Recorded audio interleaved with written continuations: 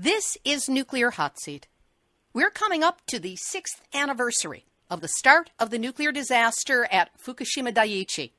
3 reactors in meltdown, jam-packed spent fuel pools filled with radioactive fuel that's at risk, hundreds of gallons of radioactive water released into the Pacific Ocean every day since March 11, 2011.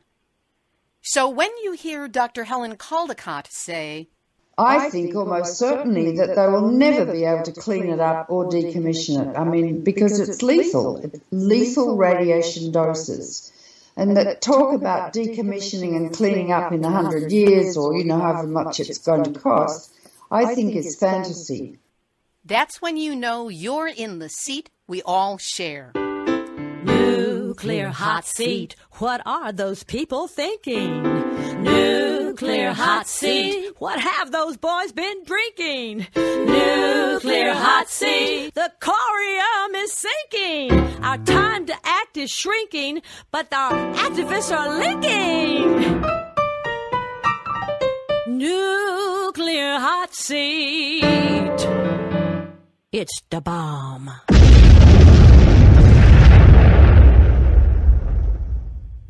Welcome to Nuclear Hot Seat, the weekly international news magazine keeping you up to date on all things nuclear from a different perspective.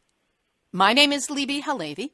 I am the producer and host, as well as a survivor of the nuclear accident at 3 Mile Island from just 1 mile away. So I know what can happen when those nuclear so-called experts get it wrong. This week, we talk with one of the world's ultimate experts on the impact of nuclear radiation on human health and the survival of planet Earth, Dr. Helen Caldicott. We'll also have a report from Nuclear Hot Seat's European correspondent, Sean McGee, who goes over those frightening reports of radiation spikes in Europe to figure out how bad it is and what might possibly be causing it. Plus, Numbnuts of the Week for outstanding nuclear boneheadedness revisits that evergreen source of numbnutsery, the 2020 Tokyo Olympics. Plus, international news, a bit of attitude, and more honest nuclear information than Steve Bannon will allow in the White House. All of it coming up in just a few moments. Today is Tuesday, February 21st, 2017, and here is the week's nuclear news from a different perspective. Starting out in Japan this week, where it's been nearly 6 years since the Fukushima nuclear disaster began, and now the local government is preparing to slash housing assistance for those who fled. It would require them to choose between returning to places affected by radiation or to bear the financial burden of remaining in their adopted places of refuge. At its peak, about 165,000 people were made to evacuate from the contaminated areas. Over 81,000 people are still displaced. However, the number is said to be much larger, including those who voluntarily evacuated from areas not designated as mandatory evacuation zones, but places they left for fear of high radiation levels in their homes. Yet, on March 31st of this year, when these areas are definitely not decontaminated, if they ever can be, the Fukushima local government is preparing to slash unconditional housing assistance for these voluntary evacuees, meaning over 32,000 people are going to have to make a choice to either self-support themselves where they landed or return to Fukushima. Evacuees said the government is trying to end the Fukushima issues before the Tokyo Olympics in order to show the world that, quote, Fukushima is under control when it's not. One of the areas impacted is Iitate Village, which will affect 6,000 Iitate residents. The area is 75% surrounded by forest, hills, and mountains, and they are not and cannot be decontaminated. We'll be talking about the problems of Fukushima in more detail with Dr. Helen Caldicott in our interview. A part-time English teacher at Kwansei Gakun University in western Japan harassed and bullied a student who was from Fukushima Prefecture, telling the student she had been exposed to radiation and reportedly then turning off the lights in class, saying he thought the student would glow in the dark. When the university chose to discipline him 2.5 years after the event happened, the teacher explained that he meant it as a joke, and at the time, it was typical of the discriminatory harassment that was being thrown at so many young people who were from Fukushima. He's lost 3 months of pay and will not get his job back next year, 2.5 years after this incident. But since the incident, the traumatized student has tended to be absent, could not earn enough credits to pass, and requested counseling at the university. I don't know Japanese law, but I would hope that a lawsuit would follow.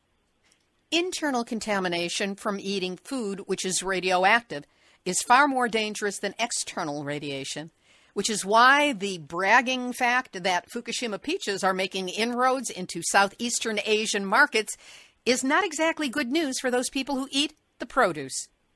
Fukushima grabbed the top share of Japanese peach exports to Thailand, Malaysia, and Indonesia. Taiwan, on the other hand, makes it illegal for any food from Japan to be imported into their country. And now, nuclear hot seat, nuclear hot seat, nuclear hot seat, numbnuts of the week. A former soccer training facility close to Japan's crippled Fukushima Daiichi nuclear plant has been used as a staging point for recovery work since the 2011 nuclear disaster began. But that's about to change as the place is being turned back into a soccer field for children and Olympic-class athletes. J-Village was Japan's first national training center. It opened in 1997 and over the years saw more than 1 million visitors. The complex was even used to train the national teams of Japan and Argentina. National tournament finals used to be held there, and children from all over the country would practice hard because they aspired to play there. But the facility is just 20 kilometers, that's 12.5 miles, from the Fukushima site. So when the area was evacuated immediately following the 2011 disaster, Tokyo Electric Power Company, TEPCO, rented it to set up an operational base to contain the accident. Well, we all know how well that's been going. As of the end of 2016, TEPCO began work to return the facility to its original form. Put original form in quotes. Fukushima Prefecture has even bigger plans. It wants to build Japan's first all-weather soccer field at the site. And part of the facility is scheduled to open in the summer of 2018. That's when the Japanese national team will use the new J-Village as its training base for the 2020 Tokyo Olympics with the full blessing and support of the Japan Football Association. Claiming that the site can be decontaminated and radiation levels reduced by replacing the soil, no saying where they're going to put that contaminated soil, the executive vice president of the facility said, "We can emphasize how safe it is by hosting national teams from Japan or perhaps abroad for training." No, dude. I can't imagine how short-sighted a country, well, other than Japan, you've got a vested interest in this, but any country would be to send their elite athletes to Fukushima in order to train for the Olympics. Anyone who does is just showing how little they understand about radiation contamination and how the seeds of cancer are sown, and why elite athletes at the peak of their strength and youth and ability would want to risk it all to be in an environment like that. Well, if that's not numbnuts, I don't know what is. So TEPCO, Japan Football Association, and all of those of you behind the new J-Village in Fukushima Prefecture, you are this week's Nuclear Hot Seat, numbnuts of the week. Now here's the European report with Nuclear Hot Seat's European correspondent Sean McGee, based in Ireland. In this week's European report, I think we're going to start with EDF. A chairman there has basically turned around and said that EDF are really going to be looking at doing smaller projects as opposed to the large nuclear, coal and gas project. And on Monday the 21st, we saw Toshiba shares falling from around 250 yen apiece to 186 yen apiece by the end of Monday. Now, a report has been going around about the iodine 131, which occurred in January. We looked to the URDEP radiation system. We can see quite easily that there's been many isolated incidents going on around the actual European Union as a whole, starting in Norway from October and reported officially early November by the Norwegian Radiological Protection Organisation. We can see that Halden nuclear reactor, which is a thorium reactor, had damaged fuel rods, and it was releasing iodine 131 into the atmosphere from the actual damaged fuel rod, and they had to shut the building down and evacuate. Now they've sealed the building up, and as of this report, I have not been able to get any updates on it. They say that the iodine 131 from that incident is not escaping, and they have the building contained, so this is what we've been told. Moving further south into Germany a few days ago, a rather large spike from a German reactor, probably off-gassing from repairs or for nuclear fuel rods to be replaced. That was a very large increase and went to some 30 microsieverts. It lasted about an hour or so. Travelling further south, we've got Flamanville, and I've been reporting various releases from that particular nuclear plant in France. And even in Ireland, we saw in Cork a peak a few days ago. That would have been the end of last week, of 0.20 microsieverts per hour. Not too large, but certainly you can notice it on the URDEP mapping system. And also, when I was checking it, this was Sunday morning, the URDEP radiation mapping was switched off. The reason the Irish switched off the monitor, it was either because of releases from the Flamanville nuclear power station, or it may have been because Sellafield were doing releases and they were switching off the radiation mapping so as not to pick up the peaks. Travelling further south still, and still this month, we can see that there was a switch off in Italy, and there was also a switch off in Spain and Portugal, with one Portugal monitor picking up a spike, very much like the German spike, fairly high, and then getting to the source. I suppose everybody's waiting to find out where this source is. Is it the Russians? No, well, actually, it seems to be from the Hungary Medical Radioisotope Institute, which is based in Budapest. This reactor was very famously reported to have had a big release in 2011 in around September. The releases were hidden by the Hungarian officials, and then obviously the IAEA did as much as it could to not allow us to know where it was coming from.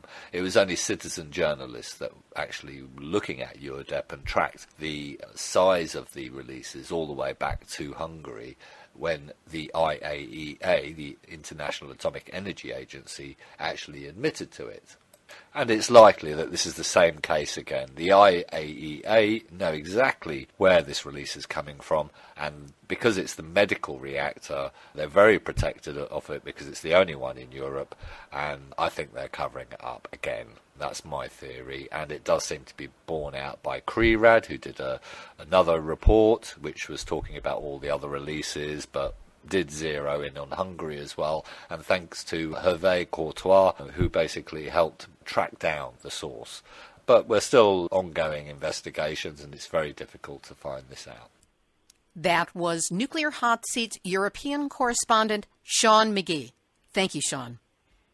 Here in the U.S., the corpse of the proposed nuclear waste depository at Yucca Mountain in Nevada is being resurrected, or at least that's what some politicians hope. In 2009, President Barack Obama ordered the Nuclear Regulatory Commission to stop work on the site, in part because of nearby earthquake faults, the fact that it was being built over an aquifer, and on top of porous soil. Not a good combination. The site is 140 miles northwest of Las Vegas, and now nuclear industry insiders are lobbying to revive and complete the site. Nevada and its people have said that they do not want the repository there, but now that Harry Reid is no longer senator from the state, we're going to have to watch what happens. An article from 2010 has resurfaced, and it deserves another look. According to Texas State Laboratory results and public health scientists, hundreds of water providers around the Gulf Coast region are providing their customers with drinking water that contains radioactive contaminants. According to Houston-based investigative reporter Mark Greenblatt, he discovered that for more than 20 years, the Texas Commission on Environmental Quality underreported the amount of radiation found in drinking water provided by communities all across Texas. As a result, health risks to people consuming the water have been underestimated in many water systems where radioactive contaminants are present.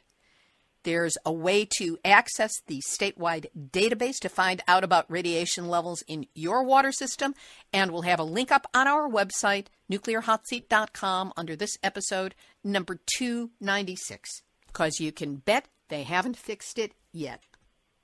So what's going on at your neighborhood nuclear reactor? It's time for the Nuclear Hot Seat. Duck!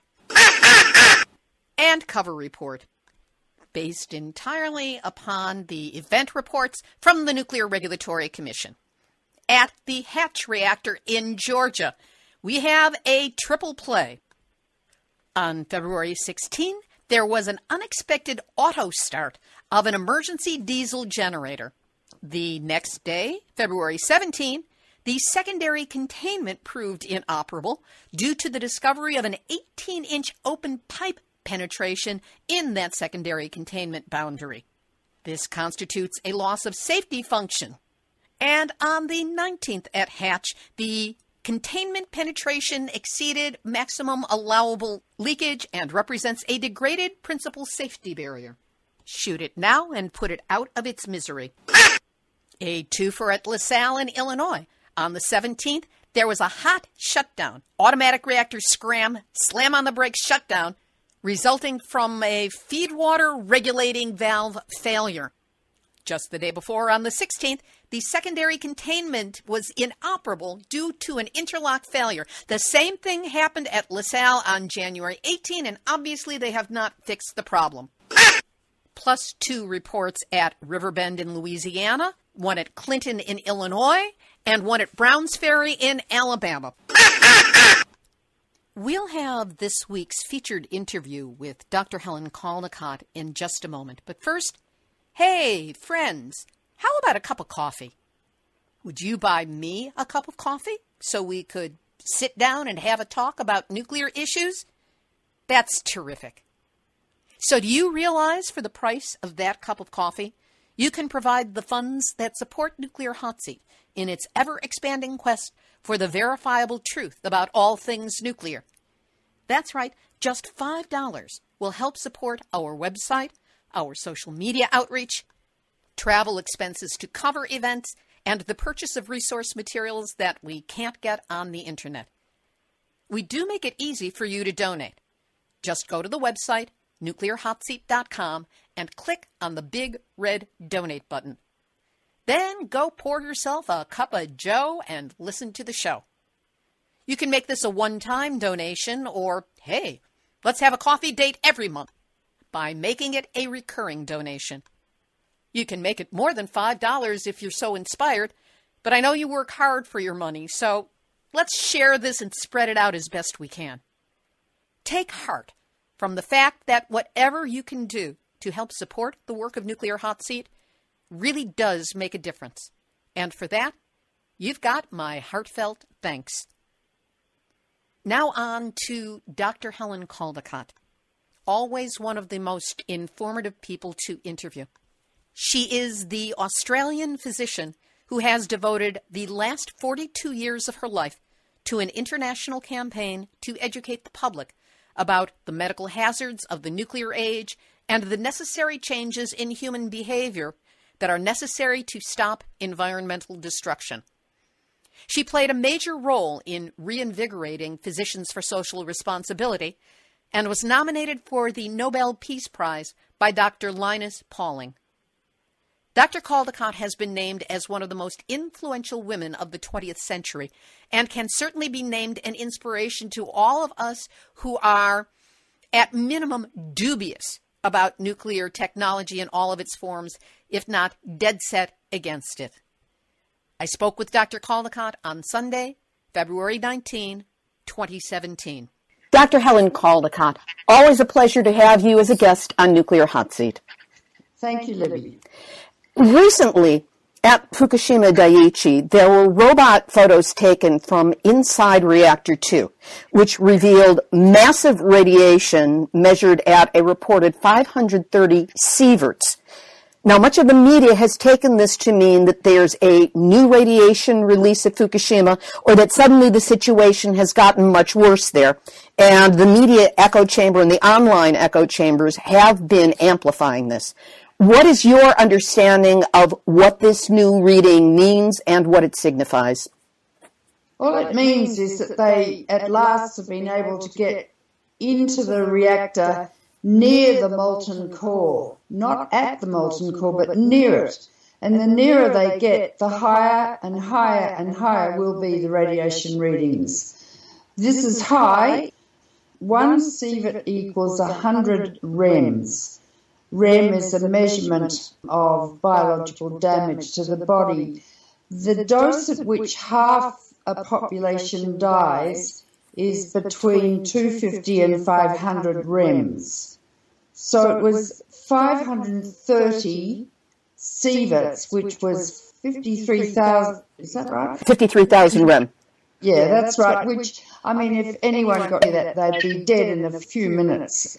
So the truth is that the deeper they get with their robots towards the molten core, if indeed the robots survive, because they get fried with the incredibly high radiation doses, so they will measure higher and higher radiation. So, in fact, it hasn't gone up. All it means is that they've been able to penetrate near one of the molten cores, that's all. So they haven't gotten to the equivalent of Chernobyl's elephant's foot yet. They're just on the way there. No, and maybe they never will, number one. And number two, those incredibly high measurements mean, I think almost certainly, that they will never be able to clean it up or decommission it. I mean, because it's lethal. It's lethal radiation doses. And that talk about decommissioning and cleaning up in 100 years or, however much it's going to cost, I think is fantasy. What was also revealed in these new photos is what appears to be a hole in a grate at the bottom of the Unit 2 reactor containment vessel. And it's variously been described as 1 meter or 2 meters in diameter. What does that mean? I don't think that means much, the grate per se, but I spoke to Arnie Gunderson, who's a nuclear engineer, and he said that the robot did pick up structural damage to the building of Unit 2, which means that it makes it unstable should there be another earthquake greater than 7 on the Richter scale, which then means that the building could collapse, which then means that it would collapse onto the molten core, and also with the spent fuel rods, which are incredibly radioactive in the spent fuel pool, they would go down as well, and a huge amount of radiation could be released such that it could be the end of Japan, and certainly very much radioactive fallout in the northern hemisphere, such that I would probably get my family from Boston to come straight away to Australia if I could. Especially in the early days of the accident, much was made by TEPCO about the removal of damaged fuel rods from the spent fuel pool at Unit 4, which of course was damaged in the explosion and was at most at risk of being released from a collapse of the building. But as you just mentioned, there's still fuel rods in the cooling pools of Units 1, 2, and 3. Are they still a risk to us? Of course they are. They're very, very radiologically hot, thermally hot as well, and I think they have to be kept cool continuously, as does the molten core. They're pouring huge amounts of water every day into Units 1, 2 and 3 to keep the molten core cool. Yes, so you have a doubling impact should an earthquake occur and a building collapse. You have both the spent fuel rods, which could in fact easily catch fire. The zirconium cladding could catch fire and release a huge amounts of radiation, plus the molten core. God knows what would happen, and that, I mean that literally, if there is a God. Could there be a recriticality, meaning an explosion? No, I don't think so. Arnie thinks there couldn't be a recriticality. Although, you know, we don't know, because there's a lot of plutonium down there, and you don't know how packed it is tightly together. 5 kilos of plutonium or 10 pounds is critical mass. I really don't know. I'm not a nuclear engineer. I'm only a doctor, a physician. But I suppose there might be a possibility of that. I don't know. Let's take a look at that cooling water that is spoken about so often. That's water that is siphoned out of the Pacific Ocean that has, from the earliest days of the accident, been dumped on the reactors to keep the cores from heating up. And that water is still being poured on the reactors every day. Is that correct? Yes, that is correct. And it becomes extremely radioactive. And so then they re-siphon it out of the reactors into huge metal tanks, of which there are over 1,000 at the location of the reactors. And they're running out of room to put more tanks, even though they keep siphoning out 300 or more tons a day of water from the reactors. They say they're cleaning up the water. In other words, they say they're removing the isotopes like cesium-134, 137, iodine-129, strontium-90, and probably 100 more. I don't believe that. I know that they've tried to remove them, but they've had terrible luck and trouble in doing that, and I don't believe in most of the tanks that those isotopes have been removed, number one. Number two, they all contain a very large amount of tritium, which is very carcinogenic, H3, 3 atoms of hydrogen, and it bioconcentrates in the food chain, in the sea, and in the food, and in us. It's a soft beta emitter, and as such, all the energy it emits is absorbed in the surrounding tissues when it's in the body. So it is a potent carcinogen. And they're saying to the fishermen, look, we want to empty these tanks. And I suppose they're lying to them and saying that all the water's been cleaned of all the other isotopes, which I'm sure that's not true.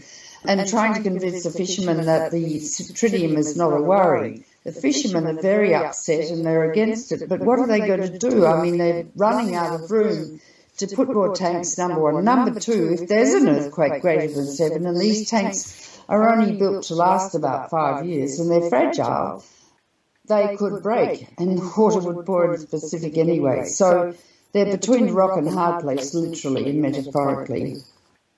There are some other active dangers regarding water at Fukushima, which has to do with the rain coming down or the groundwater coming down off the mountain. Explain what the danger is with that. Okay, so they built these 6 reactors in front of a mountain range, and they also excavated a cliff to build them at sea level so it would be easier to get water in and out, etc. So water pours down from the mountains every day, and a lot of the water actually coming from the mountains is also radioactive because the fallout fell all over the mountains, got concentrated in the leaves of the trees. And when the trees lose their leaves, then the radiation gets into the groundwater and pours down.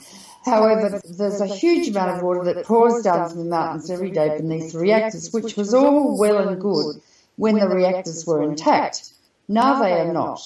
And now there are 3 cores of corium, molten cores, that probably have buried their way or dug their way into the earth beneath the reactors. Even if they haven't, the reactor buildings have been shattered where the cores are, so the water pours in and over the reactor cores continuously.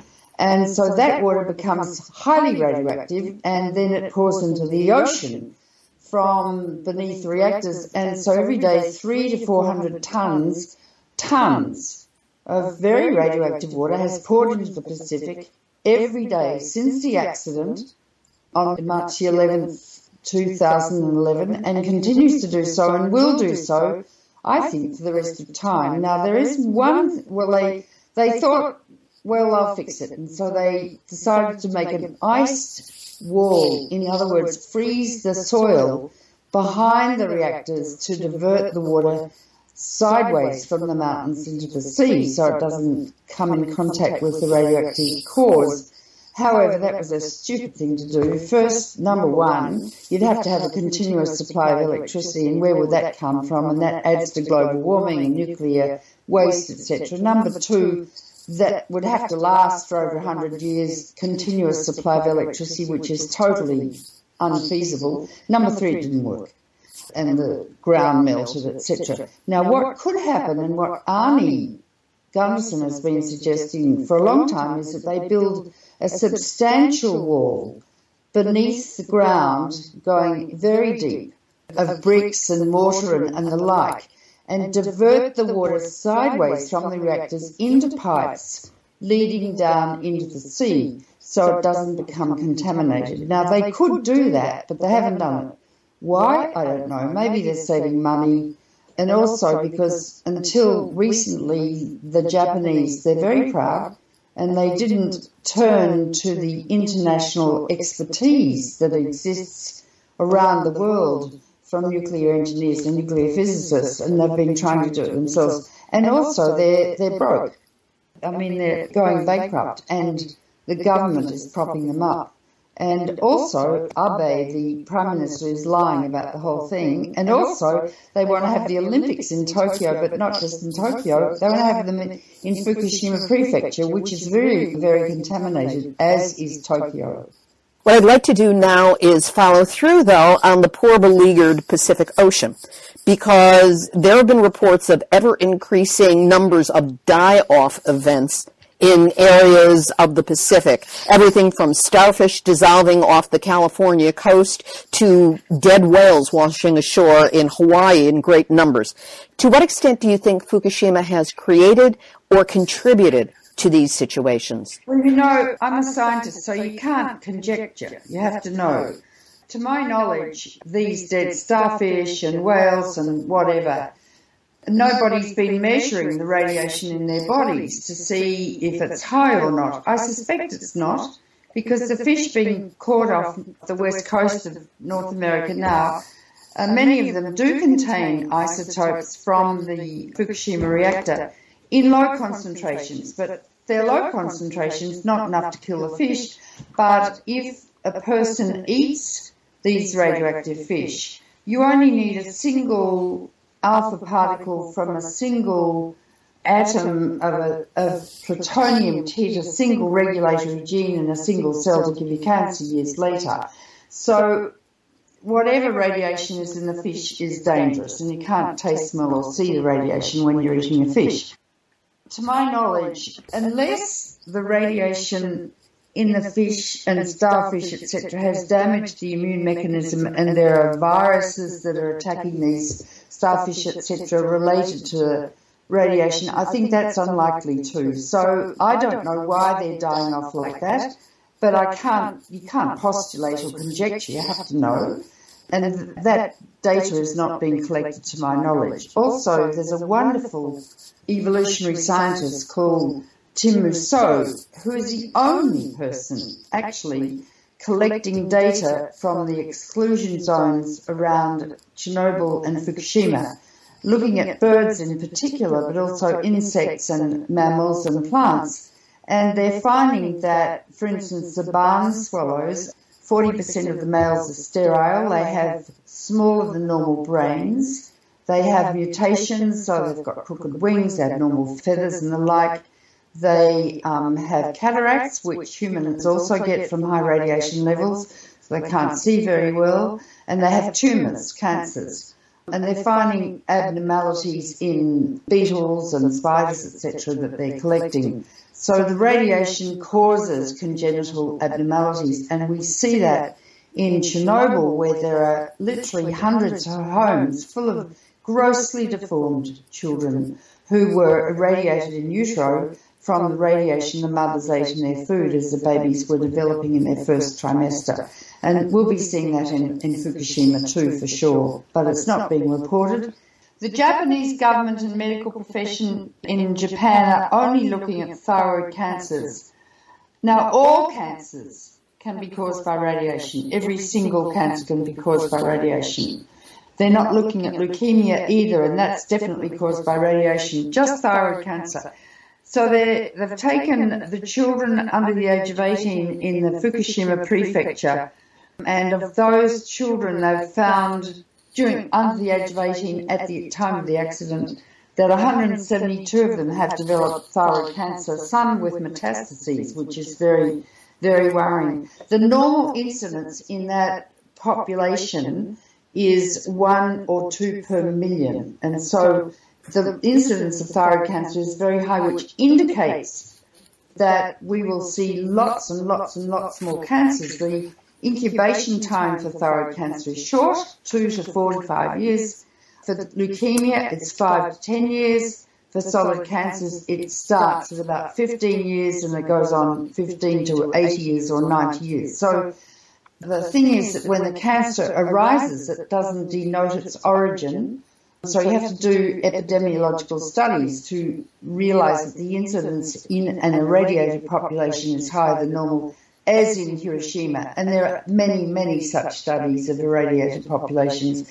So already the incidence of over 1 million people have died in Europe, Belarus, the Ukraine and the like as a result of Chernobyl, and the death rate continues to rise from cancers of every sort and premature ageing and diabetes and all sorts of things, and we'll be seeing that in Fukushima. And the incidence of thyroid cancer is an indicator that we will be seeing lots and lots more cancers and congenital abnormalities and leukemia. I live in the Los Angeles area, and a doctor friend of mine told me that the talk among his other doctor friends is how cancer rates have, in his words, been going through the roof. And he knows the work that I do, and he asked if there was any proven linkage between Fukushima's radiation releases and this rapid increase in cancer rates here in the United States. Has there been any attempt that you know of to do an epidemiological study, to find a verifiable connection? No. Do you think that's planned deniability on the part of the nuclear industry or the government or the powers that be? I really don't know, but I do know that the monitors that measure gamma radiation in the air, run by the EPA, over half of them, I think there are a couple of hundred around the country, over half of them don't work anymore. And I don't think the government is monitoring the radiation in the water on the West Coast. I don't think there's an official monitoring of the fish being caught. There is in some places, I think, but on the whole not. I think that the American government is in cahoots with the nuclear industry, as is the Japanese government. The Japanese Prime Minister passed a law recently that any reporter that reports about Fukushima and the truth is about what's happening could be jailed for 10 years. And the doctors have been told that they are not to tell the patients that their symptoms could be related to radiation, which leads to enormous anxiety amongst parents and patients, and that's obscene. And also, I've heard too from Arnie Gunderson, and he's heard that doctors who do tell their patients their symptoms are related to radiation, the payments from the government get cut off to the doctors. And there's one other thing I do want to bring up, which is relevant. Every day they're injecting huge amounts of nitrogen into reactors 1, 2 and 3 because hydrogen is still being created from the radioactive core when zirconium reacts, the zirconium cladding of the rods, even though it's melted, reacts with air. And hydrogen, as you know, explodes. So that they're injecting inert nitrogen to dilute the hydrogen so we don't have another hydrogen explosion. So everywhere you look, things are grim. And the other thing to say is that they're running out of human bodies to come in. They need about 4,000 to 6,000 people a day to do all the repairs and fix the pipes and do the water and the whole thing. And they're running out of human bodies because people are getting high doses, some people are dying, some people are getting cancers and leukemia. The Yakuza, which is the Japanese mafia, has always been involved in the nuclear industry in Japan. And they're collecting homeless people from the streets of Tokyo and mentally ill people, alcoholics, and the like, and bringing them in to be labourers on the site. So things are pretty grim, and they're going to have to need, 4,000 to 6,000 people a day for the next 100 years or more.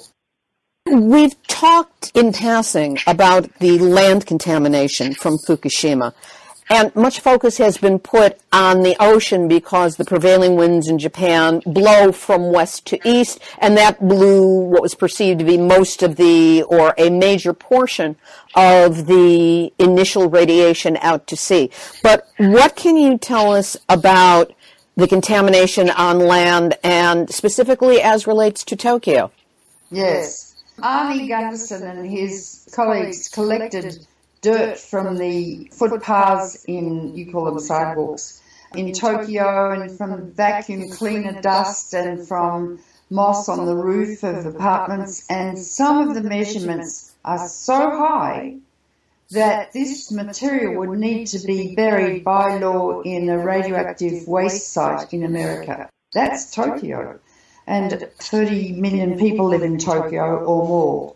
So this is really serious, and doctors are seeing, they saw initially symptoms of acute radiation amongst the children and the adults, and they're seeing other symptoms and signs related to radiation in Tokyo. Now, in Fukushima Prefecture, of course, it's a lovely area and a very big food growing area, beautiful peaches and rice and all sorts of lovely, lovely vegetables and fruits.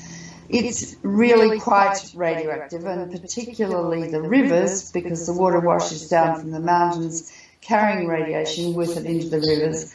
But the soil itself is radioactive, and these radioactive elements concentrate in the algae and then in the soil and then in the water and in the plants. The rice is relatively radioactive. They're mixing it with non-radioactive rice and selling it on the open market. They are starting to sell peaches grown in Fukushima abroad. Taiwan has refused to sell food from Fukushima.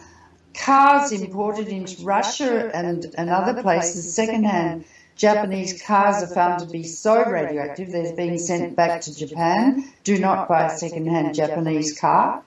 Do not ever buy any Japanese food again. Miso, seaweed, fish, rice, you name it, because you don't know where it's being sourced. And there's a big push to sell Fukushima food in the London markets and in Tokyo, and stupid politicians like Prime Minister Abe and others go and eat this Fukushima food to demonstrate that it's okay, not knowing that, could give them cancer 5 or 10 years later. They don't understand radiation biology. So it's a very big problem, and of course the Olympics will be a big problem. Nobody should go to Japan and ski because you don't know where the food is coming from, and it may well be coming from radioactive areas, and you can't taste, smell or see the radiation in the food. I know there's a very big push by Japanese companies to encourage people to holiday in Japan. Don't do it, particularly don't take children, because they're 10 to 20 times more radiosensitive than adults. Little girls are twice as sensitive as little boys, and fetuses are thousands of times more sensitive, more prone to get cancer. Women are twice as sensitive as men. Do you know of any movement for awareness or to get to the athletes in various countries regarding the 2020 Olympics, and perhaps institute a boycott or at least a consciousness raising about what they will be facing there? Well, I've written to the head of the Olympic Committee, Coates, several times, outlining the medical problems associated with having Olympics in Japan, and I think I got a reply, but they're going ahead anyway. There's money involved, you see, a huge amount of money. there are several ambassadors, Akio Matsumura and another ambassador, Japanese, who are pressuring the Olympic Committee, but to no avail. I don't think they're listening. I don't think they really understand what the problems will be for the Olympians, who are at the peak of their powers, and they're young and they're so vulnerable to get cancer later from eating radioactive food and inhaling radioactive elements too. So it's a very big problem, and I don't know of any international movement to prevent the Olympics taking place in Japan. And Abe got the contract by lying and saying there are no more problems now related to Fukushima. It's all been fixed up. I mean, a blatant lie. And that was several years ago, and we've seen nothing but problems from the site ever since. Is there any way to mitigate the danger, either by putting in place a sarcophagus like Chernobyl's or dumping a whole bunch of zeolite on the site? Is there anything that might still be done?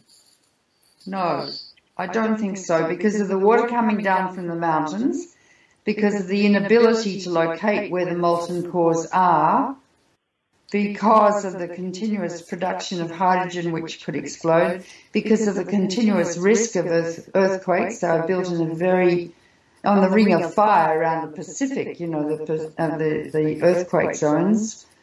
A sarcophagus wouldn't fix it. It wouldn't fix the structural problems that I described, and buildings collapsing onto the molten cores and removing the molten cores. No, I don't think there is a solution.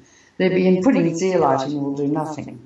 I would advise people to buy my book, Crisis Without End. I held a symposium about Fukushima about 3 years ago at the New York Academy of Medicine and got the best specialists from all over the world in science and physics and nuclear engineering and radiation biology and you name it, cancer induction and the like. And that book, Crisis Without End, is a compilation of the proceedings from that symposium, which is really quite profound and would outline most of the problems that you're alluding to, Libby. You can get it from Amazon, and you can go to my webpage, helencaldicott.com, and get it there. You can read more about the problem at my webpage and also at the HelenCaldicottFoundation.org, which is my foundation, which has a lot of information about Fukushima there. We will, of course, have links to all of these up on the website, nuclearhotseat.com, under this episode. Regarding health, do you eat Pacific seafood or fish anymore? Well, it's a good question, because I live right on the Pacific Ocean, and fish swim thousands of miles. I mean, they definitely going across with the prevailing current from east to west, from Japan to the west coast of America. But, the truth is I don't know. And also we eat imported fish here, so I don't know if the fish... I don't eat a lot of fish, but I don't know if the fish I eat is radioactive or not. But my daughter's a doctor, and she said, "Oh, Mum, you're too old to get cancer anyway. I'm nearly 80. So that's a typical daughter. So I don't worry about that per se for myself, but I do warn other people about it. Who knows? And our government is specifically not testing fish, of course. You're talking about the Australian government. I am. Same here in the United States. It's like... Well, also, when that accident happened, Hillary Clinton, in her wisdom, and I'm being sarcastic, signed an agreement with Japan that America would still keep importing food into America, and the levels that you're allowed in your food, the radioactive levels, are much higher than Japan. The Japanese are allowed 100 becquerels per kilo. I think that's it. In Britain and the EU, it's 1,000. In the United States, it's 1,200. So food that is 12 times too radioactive to be legally sold in Japan is perfectly all right to bring to the United States, and now we don't even have to label it for country of origin. Well, I went fairly recently to a very posh Japanese restaurant in New York, and a sushi bar, and etc. And I said, "Where is the fish from? Where do you get the fish?" And they said, "Oh, Japan." And the people are drinking their sakes, and they're very sophisticated, and I thought, my God, they don't know. Is there anything else that you would like to share about Fukushima at this time?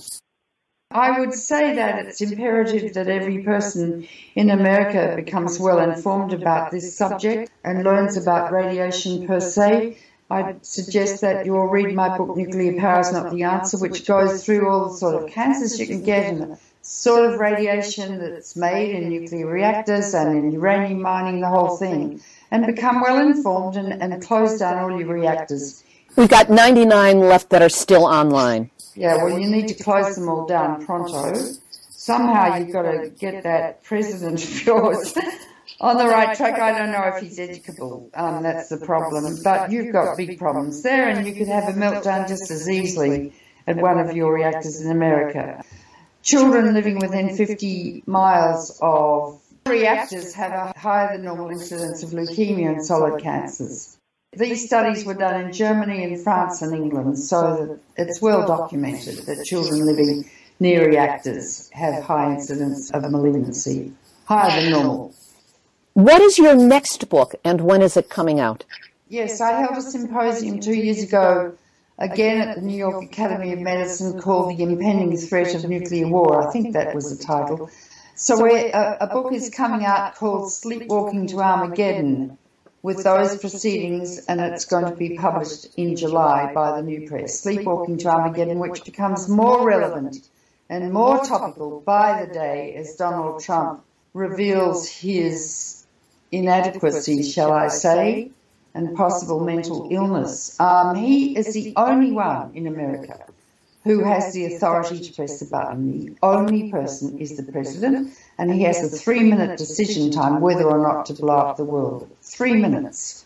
He's impulsive. He's got a thin skin. We'll be lucky to survive this, Libby. We'll be lucky to survive this. And there's another book I'm working on, but haven't got very far because I'm really perplexed about how to write about it now.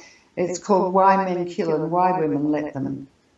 And, of course, we will check back with you when your next book is published to concentrate some attention on what you have written there. Thank you for, again, being my guest and sharing the breadth and depth and wealth of your wisdom with the listeners of Nuclear Hot Seat. Thanks, Libby. Dr. Helen Caldicott. We will have links up to her websites, her books, and videos of her 2 symposia on our website, nuclearhotseat.com, under this episode, number 296. We will also have links to the 2 Nuclear Hot Seat episodes where I attended and reported from those symposia. 2013's The Medical and Ecological Impacts of the Fukushima Nuclear Accident, and 2015's The Dynamics of Possible Nuclear Extinction.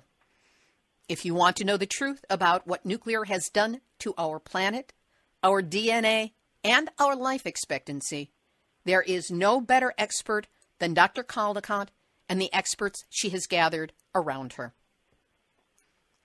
Here's today's final thought. I was a guest on Coast to Coast AM with George Knapp on Sunday, February 19. As a result, I know that there are a lot of new listeners for this week's show. And if you're one of them, welcome aboard and thank you. For most of the show, we focused on Fukushima, as is logical when we're coming up for the anniversary. But I wanted you to understand that you don't have to be living in Japan or the west coast of the U.S. to be impacted by nuclear radiation. No matter what state in the United States you live in, you have nuclear issues. And it's the same thing around the world. You don't have to have weapons or reactors. There's radioactive debris from uranium exploration and leftover tailings from mining. Downwinder issues including dust from atmospheric bomb tests and uranium mining. Rainouts from the jet stream, where radioactive particles suspended up there in the upper atmosphere, coming from as far back as the Trinity blast, Hiroshima, Nagasaki, every atmospheric bomb blast, and the explosions from Chernobyl and Fukushima, blew radioactive dust into the upper atmosphere, where it becomes the nucleus for droplets of rain that then fall to Earth and create rainouts. so they can deposit radioactivity anywhere. Then there's contact with the untested but undoubtedly ever more radioactive ocean. And as an oceanographer once pointed out to me, there are not 7 oceans. There is one ocean with 7 basins. So what happens to one eventually happens to all, and that means it doesn't have to be the Pacific that you're near. It can be any ocean. And then, of course, there's nuclear waste. Eternal, infernal nuclear waste. Radioactive for literally hundreds of thousands to millions of years, inappropriately dumped all the way back in the 1940s through the Cold War to now, when the U.S. is choosing the cheapest, thinnest of canisters to store radioactive reactor waste, and the nuclear industry lobbies to be able to dump what they don't want on Native American reservations, in poor communities, and anywhere they feel they can get away with it. Nuclear is hardly clean or green or sustainable, as the pro-nuclear forces and their legions of PR hacks have propagandized so much of the world into believing. So yes, every week, Nuclear Hot Seat does what it can to present verifiable, non-hysterical, even if it is really upsetting news about nuclear. We source from publications, research papers, activist reports, the world's newspapers, email lists from both pro and anti-nuclear groups alike, just to find out what's being said and who's saying it. And when there's an action to take, we let you know that as well. Because when it comes to anti-nuclear activism, the more the merrier. We need all your help. So for the veteran activists out there and the newbies alike, it's great having you here. Now let's get busy. This has been Nuclear Hot Seat for Tuesday, February 21st, 2017. Material for this week's program has been researched and compiled